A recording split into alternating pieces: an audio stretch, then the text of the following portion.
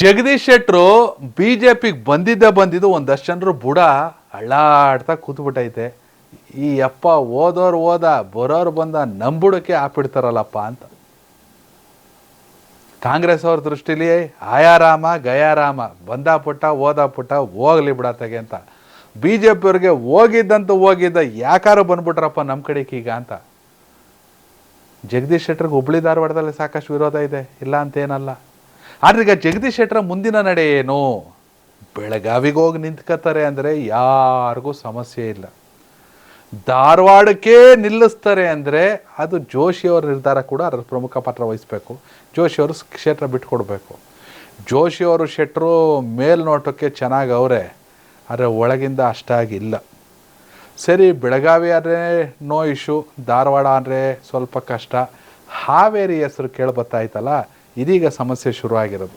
ಜಗದೀಶ್ ಶೆಟ್ಟರು ಚುನಾವಣೆಗೆ ಟಿಕೆಟ್ ಕೊಡಲ್ಲ ಅಂದರೆ ತಲೆ ಕೆಡಿಸ್ಕೊಳ್ಳಿಲ್ಲ, ಕಾಂಗ್ರೆಸ್ಗೆ ಹೊರಟೋದ್ರು.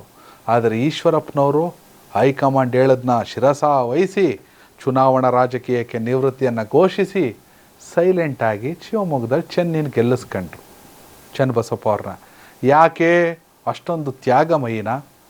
ಮೊದಲೇ ಸಂತೋಷ್ ಪಾಟೀಲ್ ಆತ್ಮಹತ್ಯೆ ಪ್ರಕರಣದಲ್ಲಿ ಸಚಿವ ಸ್ಥಾನವನ್ನು ಕಳ್ಕೊಂಡಿದ್ದಂತಹ KS ಈಶ್ವರಪ್ಪನವರು ವಿಧಾನಸಭಾ ಚುನಾವಣೆಯಲ್ಲಿ ಟಿಕೆಟನ್ನು ದಾನ ಮಾಡಿ ಬಿಟ್ಕೊಟ್ಟಿದ್ದು ಮಗನ ಭವಿಷ್ಯಕ್ಕಾಗಿ, ಕಾಂತೇಶ್ ಭವಿಷ್ಯಕ್ಕಾಗಿ.